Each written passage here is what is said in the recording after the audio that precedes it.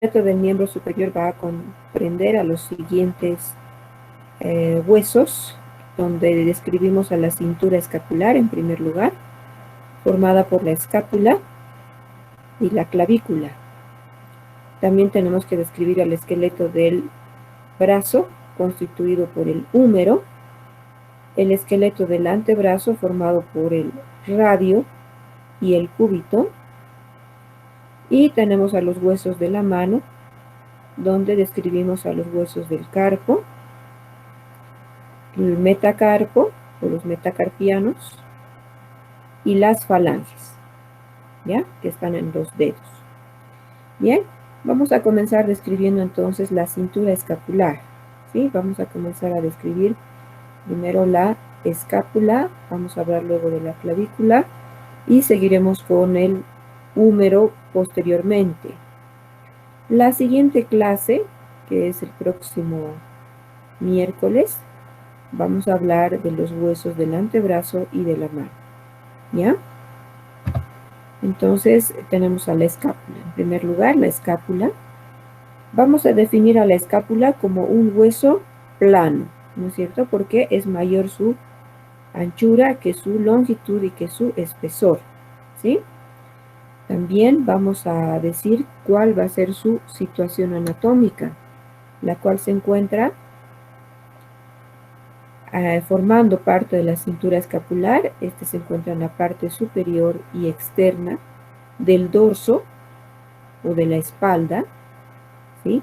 Formando parte de la cintura escapular y también parte de la articulación del hombro. Bien, entonces ahí tenemos a la escápula. Su posición anatómica para su estudio, ¿cuál va a ser? La cara que presenta una excavación, una fosa, la cara que es cóncava, esta tiene que mirar hacia adelante, ¿ya? Y la superficie o el ángulo donde encontramos a la cavidad y las apófisis, esto tiene que mirar hacia arriba y hacia afuera.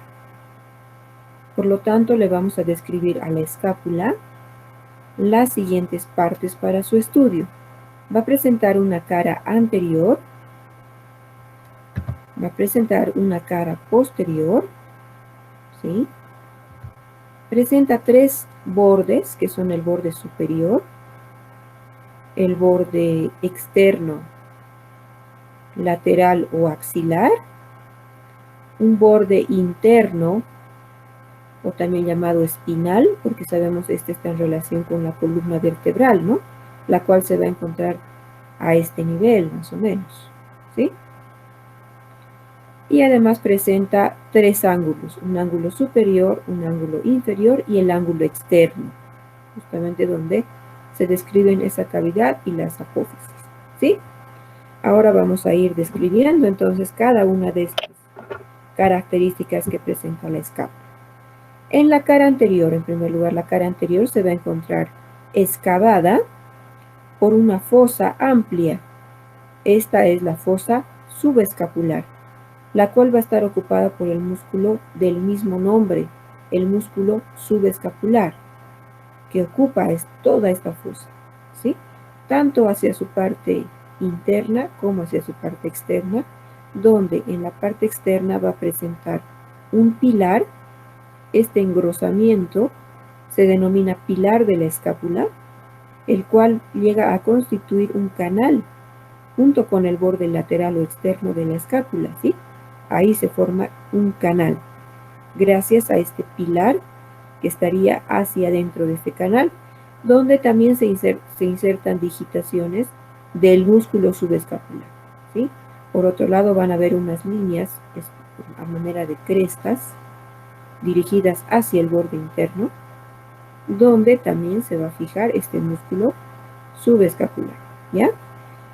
Por otro lado, en esta cara anterior, próxima a su borde espinal o interno, se tiene la inserción del músculo en toda esta parte, la inserción del músculo serrato anterior o serrato mayor, ¿ya? En esta porción de la cara anterior, pero próxima al borde interno o espinal. Serrato anterior o serrato mayor, ¿ya? Ahora bien, vamos a ver la cara posterior. En la cara posterior, vamos a ver que esta cara se encuentra dividida en dos partes porque se encuentra atravesada por una espina. Todo esto que ustedes ven es la espina de la escápula. Esta espina de la escápula va a presentar un borde anterior, el cual se adhiere al hueso, precisamente para poder separar a la cara posterior de la escápula, en dos partes. La divide en una fosa supraespinosa y en una fosa infraespinosa. Además, va a presentar un borde posterior y todo este borde posterior a su vez va a estar dividido en dos vertientes, una vertiente superior y una vertiente inferior, ¿sí? Además de un intersticio, sobre todo hacia su parte más interna, la cual tiene más o menos la forma de una elipse. En esta vertiente superior se va a insertar el músculo trapecio, además de que su inserción se da sobre todo a nivel de esta formación, que tiene forma de elipse, también conocida como tuberosidad trapezoide del trapecio, ¿no? Para la inserción del trapecio, ¿sí? Por otro lado, en esta vertiente inferior o en este labio inferior, si ustedes quieren, se va a insertar el músculo deltoides, ¿sí? Prolongando inclusive la inserción del músculo deltoides hasta el vértice de la espina, ¿sí? Ojo que este vértice de la espina, esta porción de la espina, se va a denominar acromión de la escápula. Es una porción más aplanada en sentido antero-posterior que corresponde a la prolongación de la espina. Entonces, hasta el vértice inclusive del acromión, a nivel de su vertiente o su borde inferior, llega la inserción del músculo deltoides, ¿sí? Entonces el deltoides, toda esta porción, y el trapecio, toda esta, ¿ya? Muy bien. Entonces también se describe al acromión. Este acromión va a presentar una superficie articular, vamos a ver en esta otra foto, ahí, justamente tenemos a la porción o la superficie o carilla articular del acromión, la cual se articula con el extremo lateral o extremo externo de la clavícula, formando la articulación acromioclavicular, ¿sí? Por su cara superior va a presentar una rugosidad para la inserción del ligamento acromioclavicular, ¿sí? Muy bien. Ahora describimos a las fosas, donde decimos una fosa supraespinosa. Esta fosa supraespinosa va a estar ocupada por el músculo del mismo nombre, el músculo supraespinoso. Y la fosa infraespinosa ocupada por el músculo infraespinoso. ¿Ya?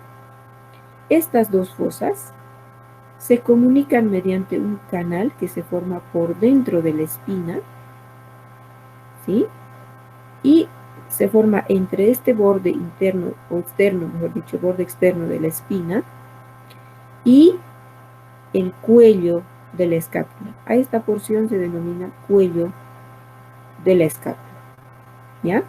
Por otro lado, en esta cara posterior próxima a su borde interno o espinal, se va a dar la inserción del músculo romboides menor por encima de la escápula, el romboides menor, y por debajo de la escápula, el romboides mayor, ¿sí? Muy bien, ahora seguimos en esta cara posterior. A nivel de la cara posterior, en la fosa supraespinosa, próxima hacia lo que es su borde lateral o axilar, vamos a encontrar una cresta. Esta cresta va a dividir a esta porción en dos, una parte superior y otra parte inferior. En la parte superior se inserta el músculo redondo menor y en la parte inferior el músculo redondo mayor. ¿Sí? Redondo menor, redondo mayor. El músculo supraespinoso, el infraespinoso, el romboides menor, el romboides mayor. El músculo trapecio, ¿no? En todo esto y en esta vertiente superior, y el músculo deltoides en la vertiente inferior hasta el acromion. Bien, ahora vamos a describir los bordes. Vamos a describirlo en borde superior. En este borde superior se va a encontrar una escotadura, ¿sí? Esta que está ahí con número 9, que es la escotadura coracoidea. Esta escotadura coracoidea se va a encontrar cerrada por un ligamento, que es el ligamento coracoideo o ligamento transverso de la escápula, transverso superior de la escápula. Este ligamento hace que esta escotadura se convierta en conducto, denominado también por algunos autores como conducto supraescapular, por el cual va a atravesar el nervio supraescapular. ¿Sí? Vamos a ver también próxima a la escotadura coracoidea hacia su parte interna, en esta porción, justamente ahí, se tiene la inserción del músculo homoioideo, que es un músculo de los infraioideos, ¿no? Si ustedes recuerdan, ¿sí? Entonces aquí se inserta el homoioideo, ¿ya? Ahora, en su borde interno o espinal, hemos descrito ya el borde interno o espinal. En este borde se prolonga la inserción del romboides menor y del romboides mayor, que originalmente vendrían también hacia su cara, una parte de su cara posterior, ¿ya? Romboides menor y romboides mayor. Y en el borde axilar, en este borde axilar, se describe la inserción de los músculos redondo menor y redondo mayor, que se prolonga hacia este borde, y además este borde va a estar interrumpido hacia arriba por un tubérculo, el cual se denomina tubérculo infraglenoideo o subglenoideo, ¿sí? Este de acá, ¿no? Este que está con número 4, ¿ya? Este tubérculo infraglenoideo o subglenoideo, entonces, que se encuentra justamente por debajo de esta cavidad, a la cual denominamos cavidad glenoidea. Este tubérculo infraglenoideo o subglenoideo va a dar la inserción de la porción larga del tríceps braquial, ¿ya? Porción larga del tríceps braquial, entonces, que se inserta en este tubérculo infraglenoideo. Ahora bien, vamos a describir los ángulos. Tenemos el ángulo superior. Este ángulo superior va a estar ocupado o se va a insertar en este ángulo superior el músculo elevador de la escápula, o también llamado músculo angular. Angular de la escápula, angular del omóplato, ¿sí? Que se inserta en este ángulo superior. Este ángulo inferior, en cambio, va a recibir algunos fascículos del músculo dorsal ancho. Y finalmente este ángulo externo, en este ángulo externo vamos a describir a las siguientes estructuras, ¿ya? Vamos a ver en esta vista. En primer lugar, describimos una cavidad, que es la cavidad glenoidea. Esta cavidad glenoidea va a constituir o va a formar la superficie articular para la articulación glenohumeral o articulación escápulo-humeral, que es justamente la articulación del hombro. Esta articulación va a ser de tipo enartrósica porque se forma un segmento de esfera gracias a la cabeza del húmero, que tiene más o menos los 2/3 de una esfera, y además esta forma una verdadera cavidad que además va a estar incrementada por un fibrocartílago, ¿sí? O un disco interarticular que aumenta la superficie de esta cavidad. ¿De acuerdo? También vamos a ver que en el centro, en el medio de esta cavidad se va a encontrar un tubérculo, ahí, ¿no? Este tubérculo se denomina el tubérculo glenoideo, donde se inserta el músculo interóseo, el ligamento interóseo o ligamento redondo de la articulación glenohumeral. ¿Sí? Entonces se inserta en este tubérculo glenoideo. ¿Ya? Por otro lado, la superficie que circunscribe es de una característica rugosa y presta inserción al fibrocartílago o disco interarticular. También una saliente que se encuentra hacia su parte anterior o hacia su reborde anterior nos permite la inserción del ligamento glenohumeral superior.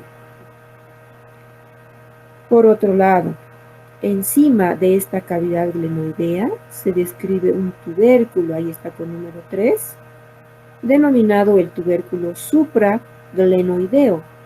En este tubérculo supraglenoideo se inserta el tendón de la porción larga del bíceps, ¿sí? Del músculo bíceps braquial.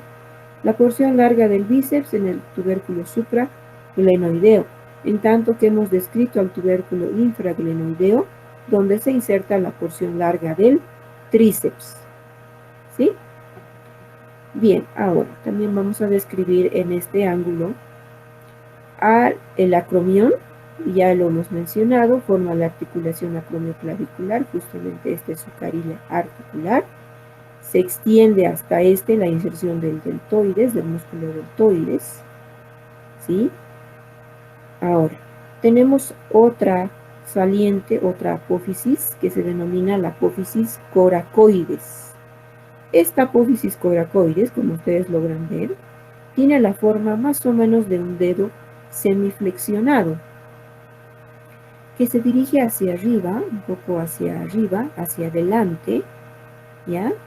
Y esta apófisis coracoides, entonces, va a presentar las siguientes características: una cara superior en toda esta porción, una cara inferior, un borde interno y un borde externo, ¿sí? Un vértice y una base mediante la cual se une al hueso, ¿no? Se une a este ángulo externo de la escápula, ¿ya? Ahora bien, vamos a decir que en la cara superior del acromión, de la apófisis coracoides, ¿sí? En la cara superior de la apófisis coracoides, acá se ve mejor, en esta cara superior se va a presentar principalmente hacia adelante la inserción del músculo pectoral menor, ¿ya? Y hacia atrás tenemos unas rugosidades para la inserción de los ligamentos coracoclaviculares, ¿sí? Vale decir, tenemos acá la inserción del ligamento trapezoide y del ligamento conoide, los cuales se dirigen luego hacia la clavícula, ¿sí? Ligamentos coracoclaviculares en la cara superior. Ahora, en su borde externo, en este borde externo, vamos a tener la inserción de otros ligamentos, que son el ligamento acromiocoracoideo, que se va a extender desde el acromión, ¿no? Desde el acromión hasta este borde, ligamento acromiocoracoideo, y del ligamento coracohumeral, el cual viene desde esta superficie hasta el húmero, que sabemos va a estar a este nivel, ¿ya? Hasta la superficie del húmero. Bueno, y además, a nivel de este vértice de la apófisis coracoides, tenemos la inserción yendo de adelante hacia atrás, tenemos la porción corta del bíceps y al músculo coracobraquial. ¿Ya? A ver, entonces vamos con esta gráfica donde se ve mejor aquí. Para que ustedes no se olviden, Siempre les digo a mis estudiantes, se van a acordar de las siglas del Banco de Crédito, el BCP. Entonces ahí se tiene la porción corta del bíceps, el coracobraquial y el pectoral menor. ¿Sí? Esos tres músculos se insertan a nivel de la apófisis coracoides. Porción corta del bíceps, el coracobraquial y el pectoral menor. Además que hay 4 ligamentos, ¿no? Ligamento trapezoide y conoide a este nivel y en su borde externo ligamento acromio coracoideo y el ligamento coracohumeral. ¿Ya?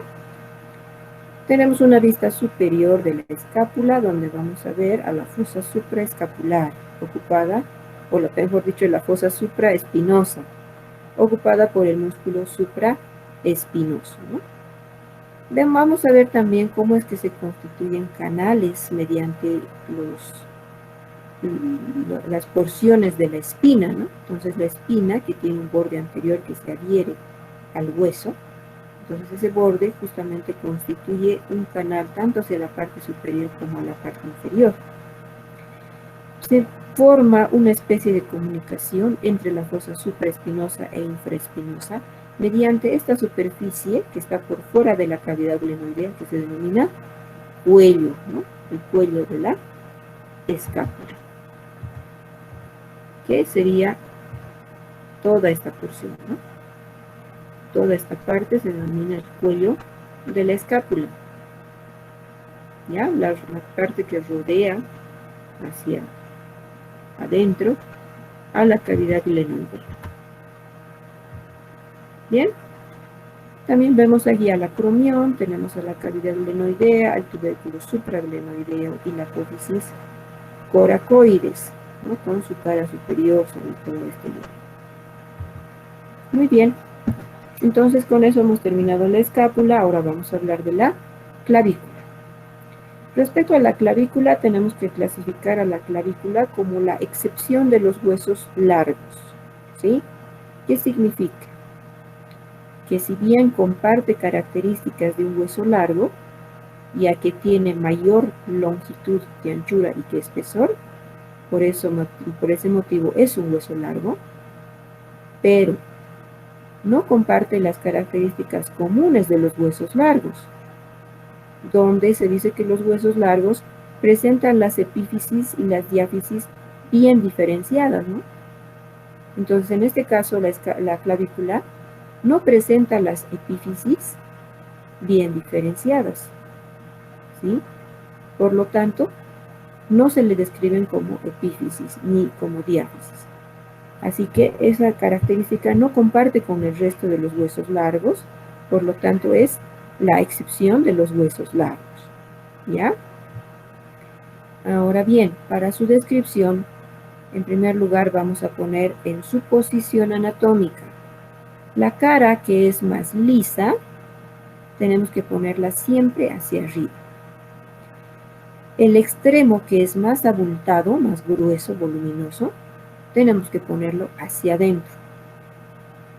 Y la parte del borde, que va a ser una convexidad hacia adelante, siempre próxima hacia su borde, hacia su extremo interno, ¿no? Siempre hacia adentro, esta porción. ¿Ya? De manera que le vamos a describir una cara superior, una cara inferior, ¿sí? Un borde anterior, un borde posterior, un extremo interno y un extremo externo, ¿sí? También vamos a decir que esta clavícula presenta la forma más o menos de una S itálica, ¿no? Es como una S alargada, ¿no? Entonces,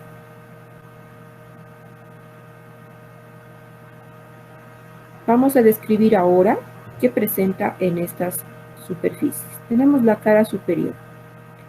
En esta cara superior vamos a decir que es bastante lisa.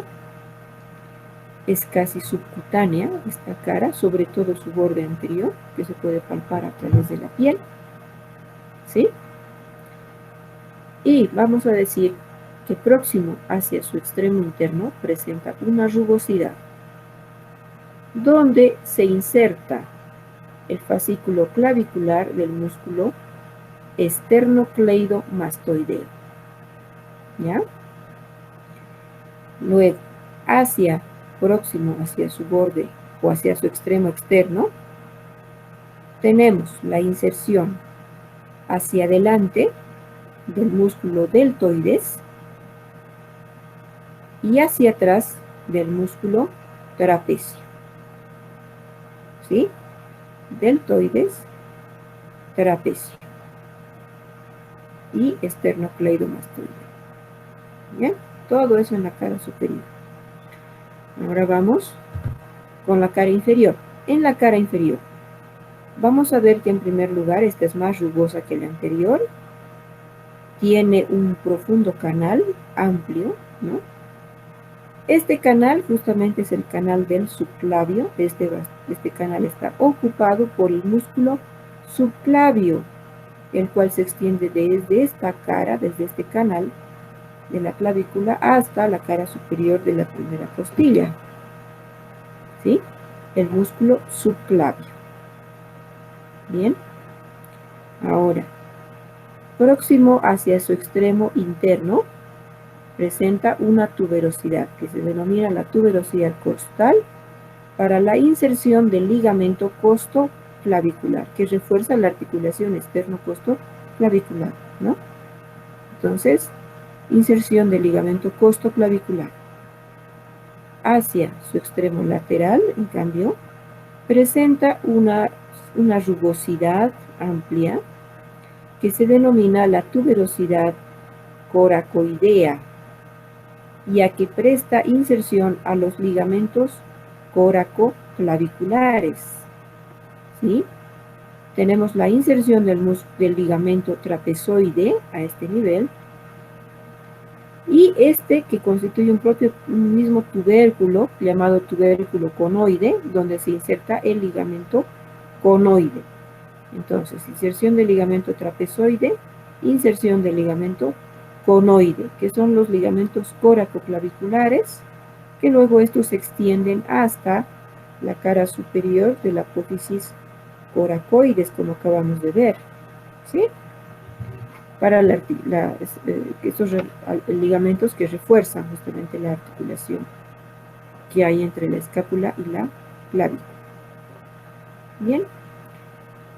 Ahora vamos a hablar de los extremos. El extremo interno, como el extremo externo, ¿sí?, van a constituir o van a presentar las superficies articulares, ¿sí? En este extremo interno, por ejemplo, ¿no?, se tiene la superficie articular para el esternón y para la primera costilla, que constituyen un ángulo saliente, como si fuera un ángulo diedro, que encaja perfectamente al espacio que va a dejar entre el esternón y el primer cartílago costal para la primera costilla, ¿sí? Además,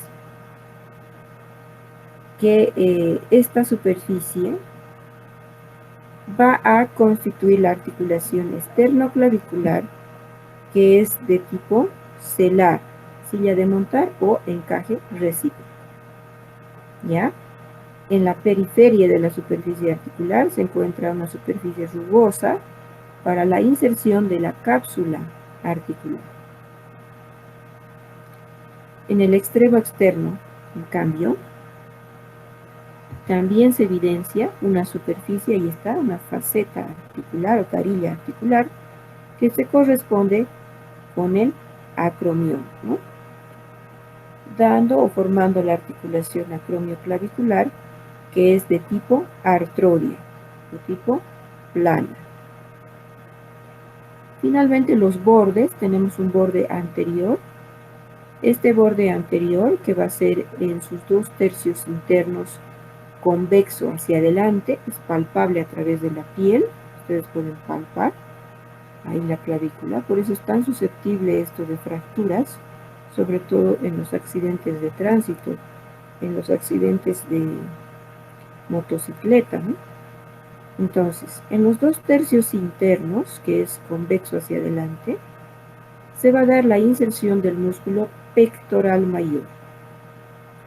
Y hacia atrás, en este borde anterior, o hacia afuera, mejor dicho, en este borde anterior, tenemos la prolongación de la inserción del músculo deltoides. En cambio, en el borde posterior hacia su o próximo hacia su extremo lateral, tenemos a la prolongación de la inserción del músculo trapecio. ¿Ya? Entonces, en todo esto, hacia inclusive al borde anterior, el deltoides. Y en la parte de la cara superior y también hacia su borde posterior, la inserción del trapecio, ¿no? Trapecio y aquí del deltoides. Bueno, con esto hemos terminado la clavícula, chicos. Vamos a pasar a hablar del húmero, ¿ya? El húmero se clasifica como un hueso largo. Este presenta mayor longitud que anchura y que espesor, y además presenta una diáfisis y dos extremos o epífisis bien diferenciados, ¿sí? Es el hueso que constituye el esqueleto del brazo. Ahí se encuentra. Para su posición anatómica tenemos siempre que tomar en cuenta la cabeza. La cabeza, que es más o menos un segmento de esfera, ven, representa 2/3 de una esfera. Entonces, esto siempre tenemos que hacerlo mirar hacia arriba, siempre hacia arriba y hacia adentro, ¿ya? Hacia adentro, hacia la línea media, ¿ya? También vamos a decir que las tuberosidades que presenta próximas a la cabeza, que son una tuberosidad mayor y una tuberosidad menor, siempre debemos hacer mirar hacia adelante, ¿ya? Hacia adelante. Y obviamente su extremo inferior o distal va a ser el que presente más o menos una estructura con forma de polea o de tróclea, ¿ya? Muy bien, toda vez que hemos puesto en su posición anatómica, entonces le vamos a describir una diáfisis, una extremidad, un extremo superior o epífisis superior o proximal, una epífisis inferior o distal, ¿ya? Comenzamos con la diáfisis. En la diáfisis vamos a decir que tiene más o menos la forma de una prismática triangular. Por lo tanto, se le describen 3 caras y 3 bordes, ¿sí? Presenta 2 caras que van a ser consideradas como cara interna o anterointerna, otra cara externa o anteroexterna, separadas ambas por un borde llamado borde anterior, ¿sí? En cambio, presenta otra cara, que es la cara posterior. Toda esta es la cara posterior, la cual está separada de las 2 caras anteriores mediante un borde interno y otro borde externo. Además que esta cara posterior está cruzada por un canal, al cual denominamos el canal de torsión o canal radial. Bien, comenzamos entonces a describir estas caras. Tenemos a la cara interna o anterointerna.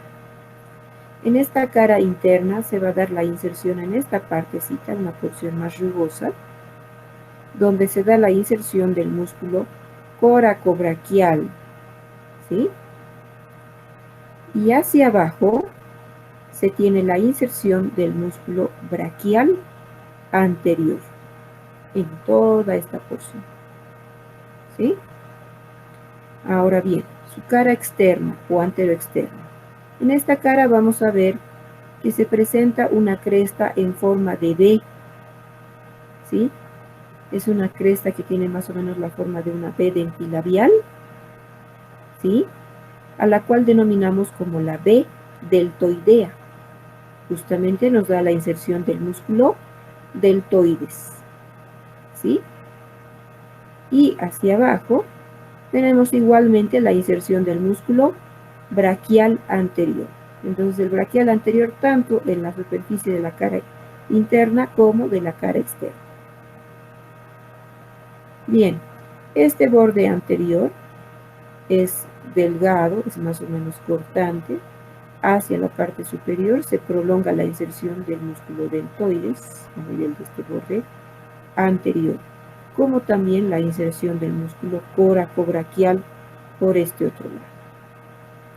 Y lógicamente en su porción inferior la inserción del músculo braquial anterior.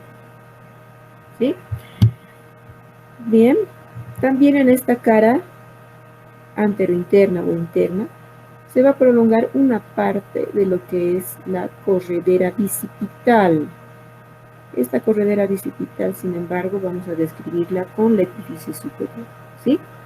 Vamos con la cara posterior. En la cara posterior decíamos que va a presentar un canal, ¿no? Mediante una cresta que se forma y constituye un canal. Este se denomina el canal de torsión o canal radial.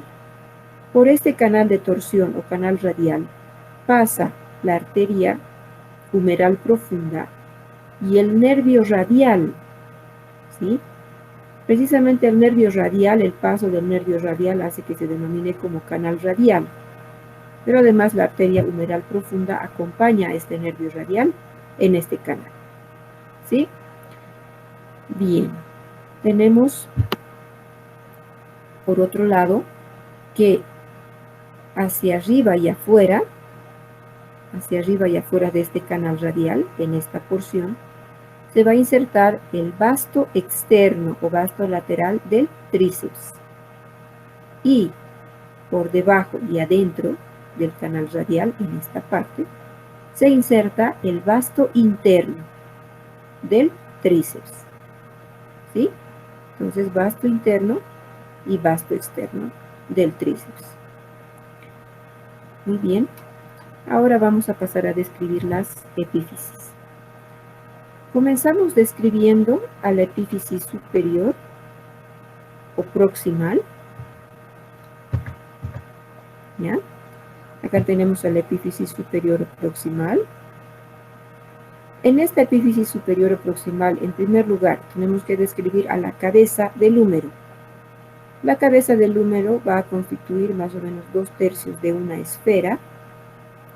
Esta va a formar la articulación escápulo-humeral o articulación del hombro. Esta va a presentar además hacia afuera de la cabeza, se constituye el cuello anatómico del húmero, ¿sí? En toda esta porción, ¿no? En toda esta parte. Cuello anatómico del húmero. Bien. Justamente en la parte media de la cabeza del húmero se va a encontrar una fosa, es una fosita,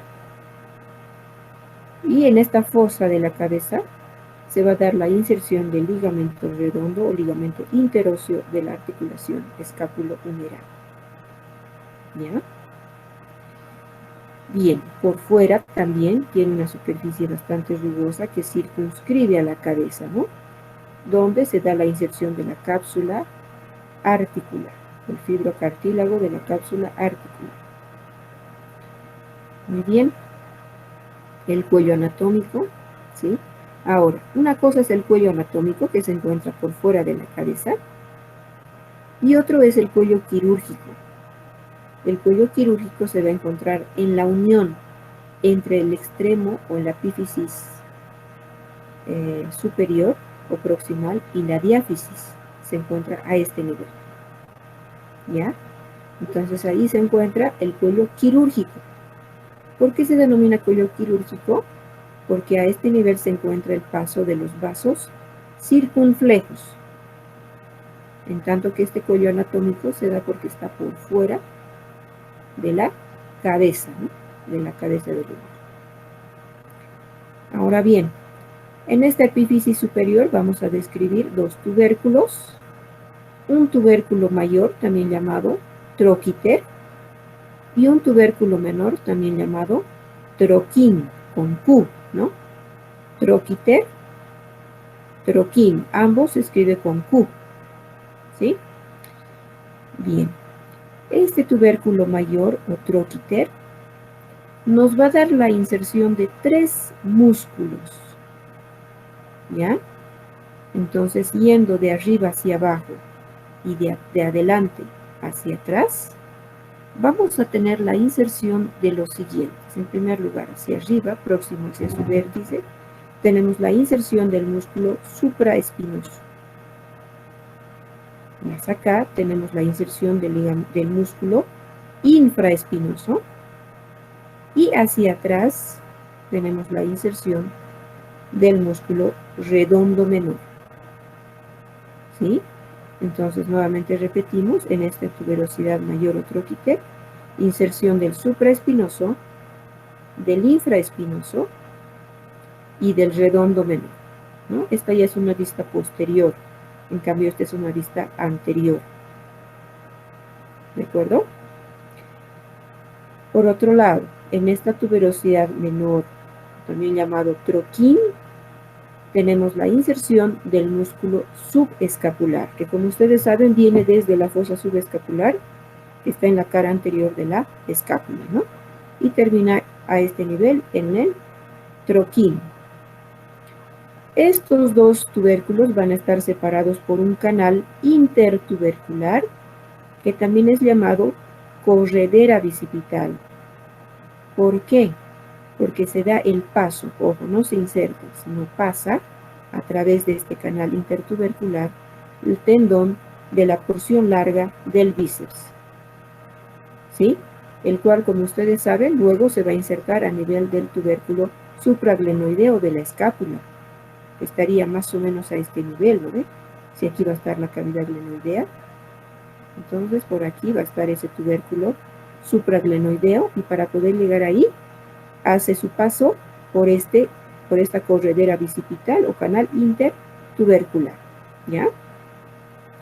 Ahora, este canal intertubercular se va a prolongar hacia abajo, llegando inclusive hacia una parte de la diáfisis a nivel de su cara interna, ¿sí?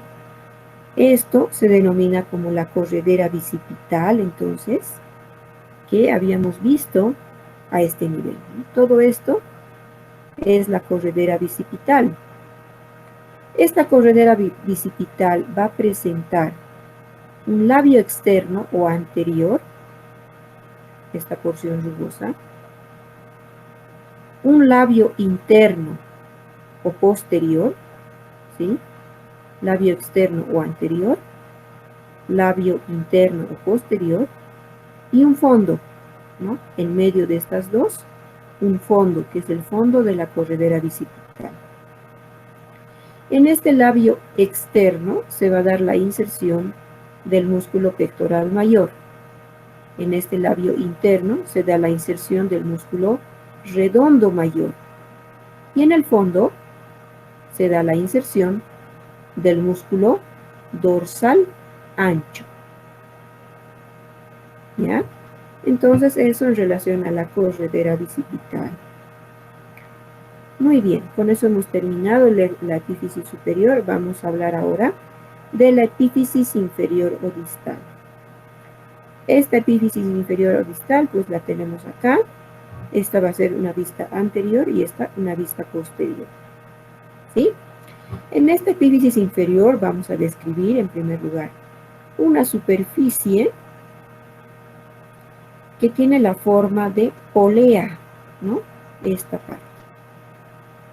Todo esto, ¿no? Tiene la forma de una polea. Como ustedes saben, tróclea es lo mismo que polea, ¿no? Entonces tiene la forma de una polea, de una tróclea. Justamente se denomina por eso la tróclea del húmero. Esta es la tróclea del húmero, ¿ya? Hacia adentro, ¿no? La tróclea. En tanto que hacia afuera tenemos otra superficie saliente, convexa, que se denomina cóndilo, o también llamado capítulo. ¿Ya? Entonces aquí está la tróclea y aquí está el cóndilo. Y como podemos ver, entre la tróclea y el cóndilo encontramos un canal, que es el canal cóndilo-troclear, ¿no? Que separa a estas dos estructuras. ¿Sí? Canal cóndilo-troclear. Ahora, ojo, esta tróclea se va a articular o recibe a la superficie articular de la cavidad sigmoidea mayor del cúbito. Y este cóndilo recibe a la cúpula que se encuentra en la cabeza del radio. Esto recibe al cúbito y esto al radio, para darse la articulación del codo. ¿Sí? Entonces, por un lado la articulación húmero-cubital y por este otro lado la articulación húmero-radial. ¿Bien? Ahora, en la cara anterior, por encima de la tróclea, vamos a ver una fosa denominada la fosa coronoidea. Esta fosa recibe a la parte anterior, al vértice, de la apófisis coronoides que tiene el cúbito, en el momento que se realiza la flexión del antebrazo. ¿Ya? Entonces ahí, como se hace la flexión, penetra en esta fosa la apófisis coronoides. En tanto que por encima del cóndilo también se encuentra otra fosita más pequeña, la cual va a ser denominada como la fosita radial o fosita epicondilia, supracondilia. Esta fosita recibe a la vertiente anterior o parte anterior de esa cúpula radial, ¿no? La cúpula del radio. Igualmente cuando se hace la flexión del antebrazo. ¿Sí? Ahora, por otro lado, en la cara posterior, por encima de la tróclea también se va a encontrar otra fosa, mucho más grande, amplia, que es la fosa olecraneana. ¿Sí? Esta fosa olecraneana recibe al olecranon, que es un componente del cúbito. ¿Ya? Entonces recibe al olecranon cuando se hace la extensión del antebrazo. También vamos a ver dos superficies más rugosas que son para inserciones musculares, que se van a encontrar una por encima de la tróclea, la cual denominamos como epicóndilo medial o epitróclea, y otro que está por fuera del cóndilo, que se denomina epicóndilo lateral o epicóndilo simplemente. ¿Sí?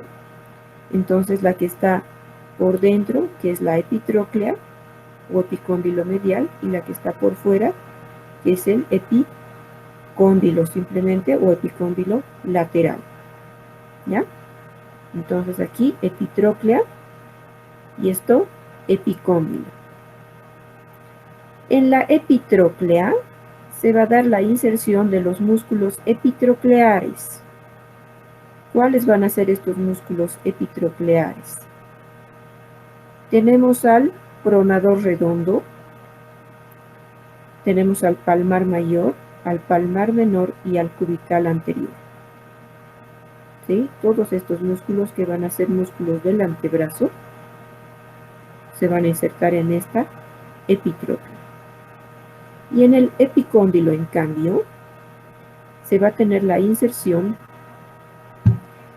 del músculo segundo radial externo, el extensor común de los dedos, el extensor propio del meñique y el cubital posterior.